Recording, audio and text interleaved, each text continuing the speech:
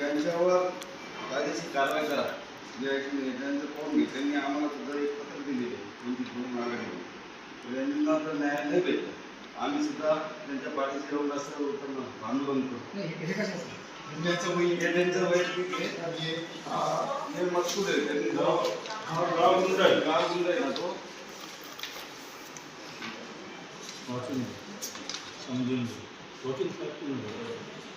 वाचू द्या त्यांना वाचू द्या. घेऊन गेलेले आहे.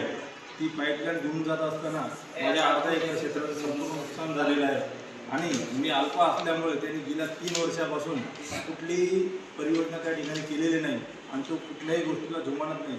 आम्ही वारंवार आमच्या गावचे सन्माननीय पोलीस पाटील साहेब यांना आम्ही या घटनेबद्दल कळवलं आणि त्यांनी त्यांना तशा सूचना दिल्या, परंतु ते कुठलेच मनात घेत नाही. ती व्यक्ती असं म्हणतो की माझ्याकडे पैसा आहे, मी कुठल्याही व्यवस्थेला मॅनेज करेल, काहीही करू शकतो. तर सदर या व्यक्तीविरोधात आमची आपल्याला विनंती आहे साहेब की आपण योग्य ती वेळीच कारवाई करावी. त्या ठिकाणी मालेगाव तालुक्यातील साजोळ या गावी आमचे मित्र लोकशाही धडक मोर्चाचे जिल्हाध्यक्ष आदरणीय अनिलजी जाधव यांची 80 आर क्षेत्र जी शेतजमीन आहे त्या शेतजमिनीवर तेथील गाव गुंड हे रक्तेबंधू त्या ठिकाणी अनिल जाधव यांच्या शेतजमिनीमध्ये घुसून अनधिकृतपणे त्या शेतीवर कब्जा करण्याचा तसेच त्यांना नुकसान करण्याचा प्रयत्न ते करत आहे. तरी अशा गावगुंडांवर पोलीस प्रशासनाने शासनाने कारवाई करावी हवी आणि त्यांच्यावर ॲट्रॉसिटी ॲक्ट अंतर्गत कारवाई करावी या मागणीसाठी आम्ही वंचित बहुजन आघाडी नाशिक पूर्व जिल्ह्यातर्फे शासनाला निवेदन दिलेले आहे. तरी शासनाने याची गंभीर दखल घेऊन अनिल भाऊ जाधव यांना न्याय द्यावा अशी मी शासनाकडे विनंती करतो. तसं नाही घडल्यास आम्ही वंचित बहुजन आघाडी या शासनाच्या विरोधात आंदोलन उभं करू ही शासनाने नोंद घ्यायची. अनिल जाधव यांच्या शेतामध्ये एका व्यक्तीने पाईपलाईन टाकून जे नुकसान केलेलं आहे, कुठलीही गोष्ट घेऊन जात असताना किंवा राबवत असताना त्या शेतकऱ्याची आपण रितसर परमिशन घेतली पाहिजे. कुठली परमिशन न घेता डायरेक्ट पाईपलाईन गेल्यामुळे त्यांचं क्षेत्र कमी आहे, ते अल्पभूधारक आहे. आज त्यांचं अर्धा एकर तर 1 एकर जवळजवळ पूर्ण नुकसान होते. त्यांचं कुठलंही पीक येत नाही. ज्यावेळेस त्यांचं मोटरी चालू होतात शेतामध्ये पूर्ण पाणी असते, त्यांना नांगरता येत नाही, वखरता येत नाही, पेरणी करता येत नाही. एवढं मोठं नुकसान असून देखील संबंधित अधिकारी कुठलीही दखल घेत नाही. परंतु जर त्यांच्यावर झालेला अन्याय दूर झाला नाही, त्यांना न्याय मिळाला नाही, तर लोकशाही धडक मोर्चाच्या मार्फत तीव्र आंदोलन छेडण्यात येईल. याची सर्वस्वी जबाबदारी पोलीस प्रशासन आणि महसूल प्रशासनाची असेल. कसा बिघडेल या दृष्टिकोनातून प्रयत्न करत आहे. म्हणून पूर्वापार चालत आलेलं जे अनुसूचित जमातीचा जो गट आहे तो तसाचा तसा राहिला पाहिजे. सामाजिक तेढ निर्माण होता कामा नये. जर शासनाला या गोष्टीमध्ये जर आपसात समाजाचं भांडण लावून हे जर करायचं असेल तर समाजाला आणि शासनाला अनेकशा अशा गोष्टी आहेत की ते तिथे लक्ष घालू शकतात. उदाहरणार्थ विजेचा प्रश्न आहे, पाण्याचा प्रश्न आहे, रस्त्याचा प्रश्न आहे, एका बाजूला महागाई खूप आहे, बेरोजगारी खूप आहे, असे असंख्य प्रश्न आहेत. या प्रश्नांकडे शासनाने लक्ष दिलं पाहिजे. ज्वलंत प्रश्न समाजापुढे आज उभे आहेत, ते लक्ष दूर करण्यासाठी शासन हे समाजाचं मन विचलित करीत आहे. जर शासनाने असं केलं तर संपूर्ण समाज हा रस्त्यावर उतरल्याशिवाय राहणार नाही असं आम्ही शासनाला या निवेदनामार्फत जाहीर करतो.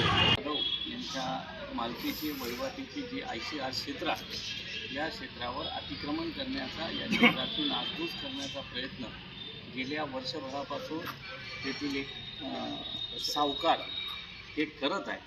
त्यांच्या या सगळ्या वर्तणुकीमुळे अनिल जाधव यांचं शेतीचं जे नुकसान झालं त्यामुळे त्यांच्यावर गेल्या 2 वर्षापासून साधारण 5-6 लाख रुपयेचं आर्थिक नुकसान त्या ठिकाणी झालेलं आहे. गरीब माणसाला अशा मोठ्या आर्थिक झटका यामुळे बसलेला आहे. या गोष्टीची दखल तात्काळ प्रशासनाने घेणं आवश्यक होतं. पोलीस पाटलांना याबाबत त्यांनी वारंवार सूचना केली तर पोलीस पाटलांनी सांगितलं की आम्ही जमीन दुरुस्त करून देऊ, त्याची काळजी करू नका. परंतु तसं काहीही या ठिकाणी घडलं नाही आणि गरीब माणसाला अनिल जाधवसारख्या गरीब कार्यकर्त्याला न्याय देण्याचं काम प्रशासनाने करणं आवश्यक असताना प्रशासन त्याकडे अन्यायाच्या भूमिकेतून बघत आहे. पोलीस प्रशासनाने याची गंभीर दखल घेणं आवश्यक आहे. ते अल्पसंख्याक समाजातून येतात, त्यांच्या न्याय हक्कासाठी ॲट्रॉसिटीसारखा गंभीर गुन्हा दाखल होणं गरजेचं आहे आणि तसं न केल्यास प्रशासनाच्या विरोधात आम्ही तीव्र आंदोलन छेडू. संबंधित व्यक्ती जो अनिल जाधव यांच्या शेतावर अतिक्रमण करत त्याने पाईपलाईनसाठी जी जागा खणली, ते दगड मुरुम उपसला, त्याची कोणतीही परवानगी त्यांनी घेतलेली नाही. ते त्या भागातले आर्थिकदृष्ट्या सक्षम आणि सावकार असल्याचं बोललं जात आहे. त्यांनी अनिल जाधव यांना आर्थिक आमिष देऊन त्यांना या गुन्ह्यापासून दूर करण्याचा किंवा हा गुन्हा दाखल करू नये म्हणून प्रयत्न चालवलेला आहे. परंतु त्याला कोणत्याही परिस्थितीत अनिल जाधव जुमानले नाही. ते न्याय आणि न्यायाच्याच भूमिकेत प्रशासनाकडे बघत आहेत.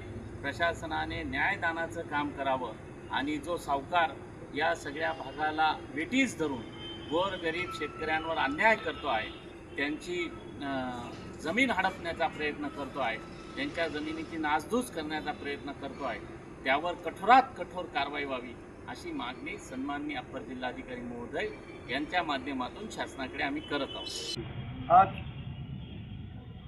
अप्पर जिल्हाधिकारीकडे आम्ही जे निवेदन दिलेलं आहे, अनिल भाऊ जाधव त्यांच्या शेतीमध्ये ज्या काही गावाच्या लोकांनी भूमाफियांनी त्यांनी त्यांच्या जमिनीवर काही कब्जा करायचा प्रयत्न केला, काही पाईपलाईन टाकून, आणि जे त्यांच्या संग दादागिरी करायचा प्रयत्न करत आहे त्यांची सोच आम्ही बनवून देऊ.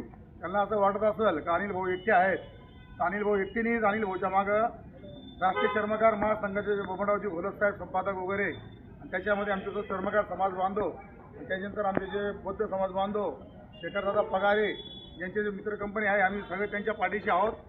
जिथं अनिल भाऊवर अन्याय जर होईल तर आम्ही अन्यायासाठी तिथं आम्ही लढा द्यायला आम्ही अनिल भाऊ सोबत राहणार. आणि त्याच्यामध्ये शासनाला एक तुमच्या चॅनलच्या माध्यमातून आम्ही त्यांना एक सूचना करतो का जे दलित बांधव, मागासवर्गीय बांधवांवर जे अन्याय अत्याचार करायचा प्रयत्न करतात काही लोक, आणि जर त्यांनी जर असा खोटारपणा केला, हे एक दोन समाजामध्ये ते झगडे लावायचा प्रयत्न करतायत, तर असे लोकांना आम्ही बिलकुल कदाचित माफ करणार नाहीत.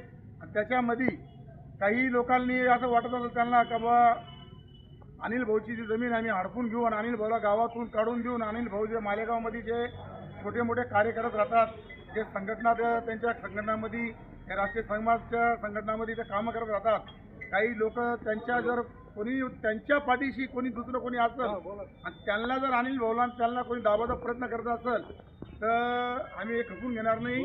आम्ही आमचा राष्ट्रीय चर्मकार महासंघ आम्ही त्यांच्या पाठीशी रात्री बेरात्री आम्ही सगळे त्यांच्या पाठीशी उभे आहोत, एवढी त्यांनी नोंद घ्यावी.